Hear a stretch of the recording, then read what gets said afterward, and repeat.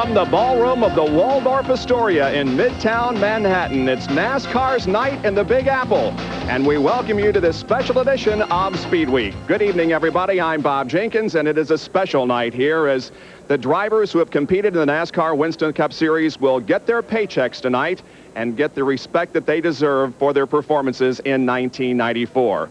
We will have that at 9 o'clock live here on ESPN, and we urge you to stay with us because, among other things, a very special tribute to our champion, seven-time champion now, Dale Earnhardt. Well, the favorite penguin of NASCAR racing. No, I'm going to show you more respect tonight. Benny Parsons, former champion, is with me, and boy, it seems like it was just yesterday that we gathered in Daytona to start this thing, and we're wrapping it up tonight. It was only 10 months ago, but so much has happened in those 10 months. And, of course, Dale Earnhardt is the man of the night. 7 times he's won the Winston Cup Championship, tying a record. And, you know, 6 of those championships have been with Richard Childress. It looks like that Dale Earnhardt and Richard Childress have really formed a very special relationship. Richard Childress, I tell you, that's really our strong suit. Richard Childress and myself as friends, and driver, car owner situation is really great. I think he's been a planner, an innovator in the sport. Since the day he got out of the race car and put me in, and I started driving, and then Rudd drove for him for 2 years, then I got back with him in '84. He's just always looked ahead and tried to plan for the future. I can think back to when we won our first championship together, how we both just looked at each other and winked, and it was something special. Neither one of us said anything, but we just winked at each other, and we knew then that we had something special, and from that time on, it's just been history. We always have sort of seen eye to eye on our objectives and our goals of where we want to go in racing and what we want to accomplish. First thing that popped into my mind would be winning the Daytona 500. We never won the Daytona 500 together, and maybe we'll do that before it's over with, but winning these championships, I think, is the things that I remember most in the stories about, as I could just start and just talk about them forever, really. Very few times that either one of us had just moments together alone, and I guess a good story was a year ago we were sitting on a mountain out in New Mexico, and we were sitting there splitting a can of Vienna sausages and a pack of crackers, and about 11,000 feet, and he looks over and he says, I wonder how many car owners and drivers are sitting here enjoying something like this. And we were looking over the most beautiful country, and we sat there and talked a while, and that was something real special to both of us. I think he's just an all-around planner, owner, promoter. He works the guys well. He's always got a good group of guys working with him. Someone in the wings that can take over, someone's hurt, sick, or, changes jobs. And it's just always worked well. He's a great guy to work with. If I would pick one thing I've learned from Dale Earnhardt, is he's a true human being, and he has a lot of respect for his family, a lot of respect for life and everything around him. I guess that would be the one thing that I've learned about Dale Earnhardt. Benny, I got a question. It seems the trend is to own your own team. I mean, Ricky Rudd has his own team, Darrell Waltrip, Jeff Bodine. Why doesn't Dale Earnhardt have his own team so that he can make the money that he has to give to Childress? Bob, he has won 6 championships with Richard Childress. Now, maybe he could have won 7 with Dale Earnhardt owning the car, but maybe he could have won 1. He's won 6 championships. There's no point in going someplace just for money. Guess you better leave well enough alone. Exactly. Huh? Well, one of the guys who has been with us on our Saturday telecast of auto racing here on ESPN will be with us during the banquet, and he is with us on Speedweek. Kyle Petty has a special guest down below. Well, thank you. It's good to be here. Standing here with Rusty Wallace, who, hey, you switched from Pontiacs last year. You won 10 races. You switched to Fords this year. You won 8 races. Another great year. I think that shows what the Penske team can do no matter what you're driving. Well, I think you know as well as I do, it's the people that make it happen. And if you can keep your whole crew together and keep them happy and keep them pulling in one direction, the cars are important, no doubt about it. But I was a little concerned about changing from Pontiac to Ford with all the success we've had. But it proved again that the people made it all happen. And those 8 victories, it was a great deal for the Penske team. Well, now you've had some changes over the winter here. We found out, I guess, 4 or 5 races ago that Buddy Parrott was leaving. Now you've got Robin Pemberton, who started the season with me, went with Ted Musgrave during the center of the year. Now he's going to be with you next year. You looking forward to that? Well, I thought he did a good job with you. I really did. I thought he did a great job. Your 92 season, I thought was stellar. It was wonderful. And sometimes, you look about what happened. It's hard to pinpoint what happened, how everything went down. It's coming back up for you with Barry Dodson on your team right now. But Robin's a good guy, and I think he's got great leadership capabilities. Really meshing real well with the team right now. And with all the bugs worked out that we found last year in the Ford Thunderbird, and with the real hungry crew chief on board right now, I think it's going to be a winning combination. Well, we know they've got a great team. Let's see if they can sing, Bob. Well, that's right. Throughout the evening, members of the NASCAR family are going to be wishing you happy holidays for 1994, and this is how the Penske South team wishes to express their sentiments of the holiday season. All right, guys, let's hit it.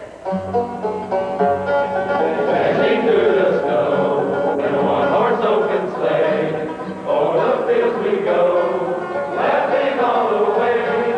Till 1 o'clock till 3, making spirits bright. Oh, it is to ride and sing a sleighing song tonight. Oh, jingle bells, jingle all the way. Oh, what fun it is to ride in one-horse open sleigh. Hey, jingle bells, jingle all the way. Oh, what fun it is to ride in one-horse open sleigh. Welcome back to Speedweek, live from New York City. Not only is the NASCAR Awards Banquet here at the Waldorf Astoria, but NASCAR has started a relationship with another New York fixture. World-renowned jeweler Tiffany & Company has been commissioned to create rings for both 1994 champion Dale Earnhardt and his wife, Teresa. Maybe this is the time to bring the best together with the best. The very best in auto racing with Tiffany & Company, the best in its field. Started talking about a design, and really under the cooperation and really under the vision of Betty Jane France, we designed the ring that will be awarded tonight. The ring incorporates the checkered flag, the universal symbol of victory, as well as the speed bar, the symbol of NASCAR. We believe this ring is an important part of the legacy of Tiffany symbols that recognize sports excellence. Tiffany is very proud to have produced the Vince Lombardi Trophy, the NBA Trophy, the Breeders' Cup, the Belmont Cup, World Series rings, Super Bowl rings, and we're excited to welcome this symbol of extraordinary achievement into that long list of extraordinary pieces. Those rings are just one of many things that Dale and Teresa Earnhardt will get tonight when they go up onto the stage here at the Waldorf Astoria to accept the championship. Well, the news conference yesterday from NASCAR was the first public event here. It's a chance to hand out some awards, also to honor the championship team and to hear about NASCAR. Awards included the National Motorsports Press Association's most popular driver as voted on by the fans. This year, for a record 9th time, the honor went to Bill Elliott, who salvaged a mediocre season with a win at the Mountain Dew Southern 500 at Darlington. Sometimes I don't feel like I deserve this, and you know, all these race drivers give it their all each and every week, and every fan has their particular driver. And I've lived a lucky life and been very fortunate to be where I'm at today, and it really surprises me. The last member of the Busch Clash field at Daytona, February 12th, was selected from the 13 fastest second-day qualifiers this year. Todd Bodine will join 17 Winston Cup pole winners and Busch Grand National champion David Green, but is looking more forward to the entire season. We have everything it takes to be up front, except for luck. You know, we have to be able to get around that and make our own luck, and we feel like our performance will keep us in the top 10. The most shocking news came when this year's champion Dale Earnhardt came to the podium to talk about his whirlwind media tour here in New York City. The most asked question this week was, well, when are you going to retire? So I talked it over with France and Richard. I think I should retire now. I'm a winner from Busch Grand National Racing. You had me scared there for a while, Dale. Well, earlier today, the awards for the Winston Cup champ continued at the 21 Club. Earnhardt was honored with his second Driver of the Year award, voted on by a panel of national motorsports journalists. It was a good year for us, and a lot of respect for little Al, and I'm honored to beat guys like that, and it's just amazing that you can go through your career and do things and win championships and get awards like this.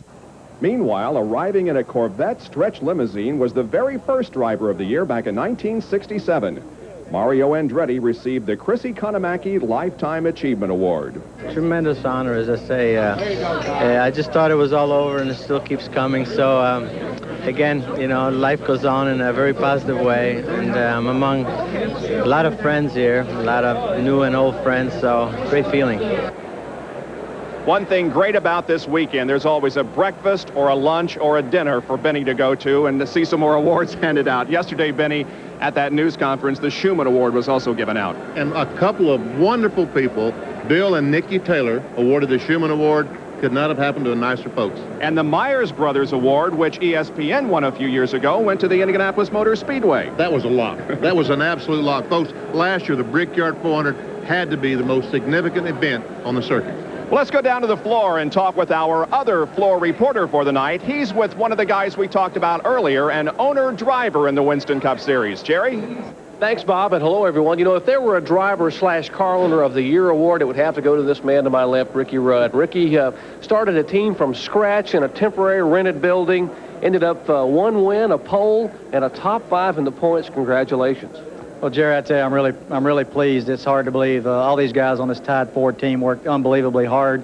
Tide put up the money for us to be able to try to go out there and get the job done, and hopefully we pleased them. But, you know, by all means, we feel like we've had a great year, but we've still got a long ways to go to contend for a Winston Cup championship. But we've been able to do things at an accelerated pace, so maybe we can build up real fast over the winter and be ready to challenge next year in 95. Well, what are the expectations for 95? You came so far from nothing in 94. I mean, can you be on that stage as the champion next year? Well, I think we got one part right, the main part, and that's finishing races. Our guys have been able to win all the awards for finishing most miles completed, so they're very good at car preparation. It takes that to win a championship.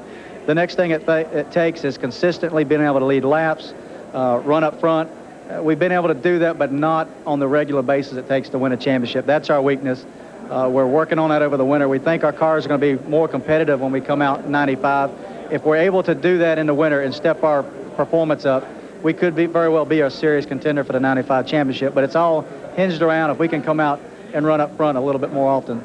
Folks, when he goes on that stage a little later on tonight, he and Linda will have a nice holiday. They're going to take home a total of a little over $1 million in earnings for 1994. Ricky, congratulations again. Now, talking about Christmas coming early, this guy to my right gave us all a wonderful Christmas present back in August when he beat the odds to come back from a horrific crash at Michigan. And Ernie, it is a pleasure to have you here with me. And what's the status of your health? I mean, you keep getting better and better, I'm told, week after week. Well, I tell you, you know, my health has really gone really good, and the doctors keep saying it's even more of a miracle because of how fast I've been recovering. And I'll probably be in better shape in about another month than I ever have been. Well, the word is that he's working out, folks. He's even playing a little racquetball, and with wife Kim and daughter Jordan by his side pushing him, there's a good chance that we might see Ernie Irvan back in a race car very soon, and that indeed is wonderful news. Godspeed on your recovery, Ernie. Let's go back to Bob Jenkins. It's just about the best Christmas gift that we could possibly want to see Ernie Irvan here with us tonight. And we are at the Waldorf Astoria for the 1994 Winston Cup Awards banquet coming up at 9 o'clock. Here are more holiday greetings from the NASCAR family. For Christmas this year, I want my team to be happy. I want them to have a joyous Christmas and everybody be happy. But I'll tell you what I do want for next year is right here. The 1995 Winston Cup Championship. I want it really, really bad. I've got a long list, starting with good health for our new baby that's going to be here very soon. A lot of patience from Larry McReynolds and Robert Yates and the crew there that we can get acclimated very quickly, and a speedy return for Ernie Irvan. Championship winning season with Dale Jarrett and a complete recovery with Ernie Irvan, whether it be in 95 or 1996, and a safe racing season with one tire company. No more DNFs. You can keep all them DNFs. Give them to somebody else. I want to finish all the races. Welcome back, everybody. Anytime you can mix Harley-Davidsons and Winston Cup racing, it's got to be fun. Today I got to go to a place that was a blast. I've had more fun today than I've ever had. Take a look at what I did today. I've been coming to New York for, 8 or 10 years of this NASCAR banquet, and it's been useless every year I come. I hate to come. The only reason I'm coming this year, and the only bright spot of this year, is I bought me 2 new Harleys. so I'm coming to the Harley-Davidson Cafe to check out what they've got inside. Well, here we are. This is the mecca of Harley-Davidson in New York City. It's not a Harley dealership, but they got some great bikes in here. Let's check it out and see what they got. Okay, they've got all kinds of celebrity paraphernalia in here. Guys that own Harleys that are celebrities, women that own Harleys that are celebrities, gold records from the Grateful Dead, great group. But the main man right here, Elvis. If Elvis is alive and anywhere out there, I'm sure he's probably here somewhere today. They've got his record, they've got pictures of him, they've got bikes, they've got everything here. We're looking for Elvis right now. Okay, these are tanks that come from Harley-Davidson. When celebrities come in here, they sign some of these tanks. They've got Neil Diamond signed one, Neil Young signed one, Robin Leach has signed one like Robin Leach has at Harley, I'm sure, you know what I mean? Peter Fonda, the original god of Harley-Davidson riders, he signed this one. And the main man, John Mellencamp, has signed this one right here. They're all over this place. We're going to go see who else has signed stuff here. Another celebrity tank signed by Meat Loaf. This is a sports corner. This is where all the guys that are sports figures that have them. We've got the main man, Jerry Glanville here. Obviously, he drove a race car. He's got Harleys. He's a genius. What can I tell you? The king of jumping right here, Evel Knievel. I saw Evel Knievel jump when I was about 12 or 13 years old. One of the highlights of my life, of everything I've ever done, watching this man jump was amazing. Let's see, what else we got here? We've got Reggie Jackson, signed some, Stabler, Muhammad Ali, Kareem Abdul-Jabbar. And if you'll pan way over here, you'll see again, I'm telling you, Elvis is around here somewhere. We're going to find the man before we leave. This is the Harley Owners Group Hall of Fame, one of the most exclusive Harley Owners groups in the world. Forget the International Motorsports Hall of Fame. This is a group I want to be a part of.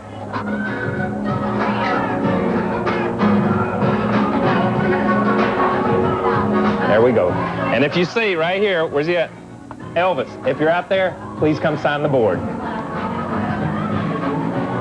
I think we saw Elvis up here in the upper level a few minutes ago. Just a moment ago, yeah. I think so. You haven't ever gotten into Harleys, have you? No. I didn't think so. No, I haven't. A little too heavy, huh? A little too heavy. We're at the Waldorf Astoria in New York City for Speed Week prior to the 1994 NASCAR Winston Cup Banquet. And we will be right back. Welcome back to Speed Week. I'm Bob Jenkins along with Benny Parsons. Let's catch up on a quick news segment here. Lake Speed has signed a 3-year deal with Harry Melling beginning in '95. And Robin Pemberton has moved over from the 16 to the 2 car as crew chief next year. Bobby Hamilton will go into Richard Petty's number 43. And Bill France yesterday at the news conference said something I thought was very interesting. Next year, or when they add the race in California, if they do, that'll make 32 races. After that, they'll add no more races without dropping a race. That's right. Well, 1994 was filled with triumph and tragedy. And for more on that, let's go back down to the floor. Dr. Jerry Punch. Thank you, Bob. And it's true. All too often recently, tragedy has tugged at the heartstrings of the NASCAR family, and this week, unfortunately, was no exception. As Tia and Trey Dotson, son and daughter of veteran Winston Cup crew chief Barry Dotson, lost their lives early last week in an automobile accident returning to their home in Darlington, South Carolina. And also a couple of days ago, Evelyn Richmond, mother of the late Tim Richmond, lost her battle with cancer. She passed away and was flown back to Ohio to be buried beside the son she loved so much. So from all of us at ESPN, for Barry Dotson and for Al Richmond, our prayers and deepest sympathies are with you at this time in your hour of grief. Bob? Thank you very much, Jerry. And, of course, from all of us, as you said, at ESPN, we extend deepest sympathies to the families. More will wrap things up from the Waldorf Astoria and the Winston Cup Awards banquet here on Speed Week in a moment. Here's a look at our CarQuest racing calendar with events coming up.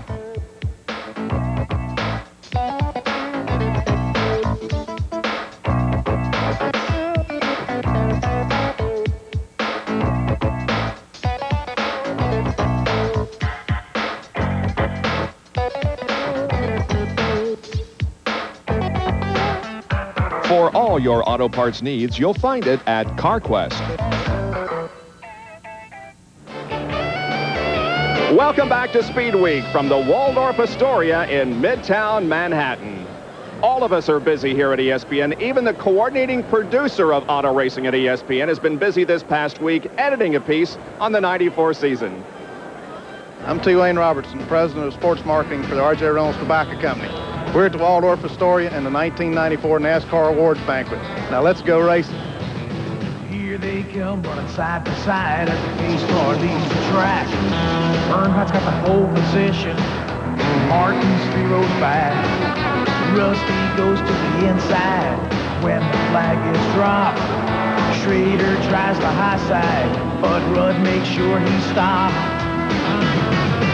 And twine, see who is the fastest, how many are left behind. Who will be the first to leave when the unexpected hits? Hey, let's go racing, watch them match their wits.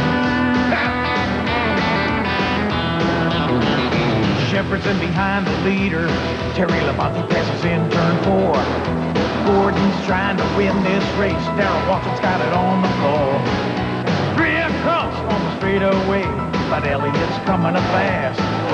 Here comes a checkered flag. Dale Earnhardt's the winner, and that is that. Yeah, let's go racing. Let's hear those engines whine. See who is the fastest.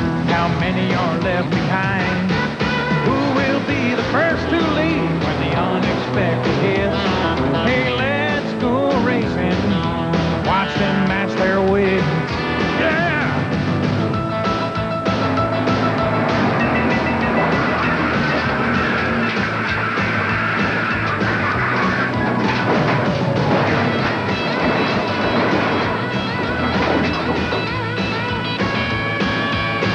I'm okay. It hurt bad. Let's go racing. Let's go racing. Let's go racing. Yeah, let's go racing. And the season officially ends tonight here at the Waldorf when Dale Earnhardt will be presented the trophy. My thanks to Jerry and Kyle and Benny. Stay with us now. We'll be right back for the banquet. So long, everyone.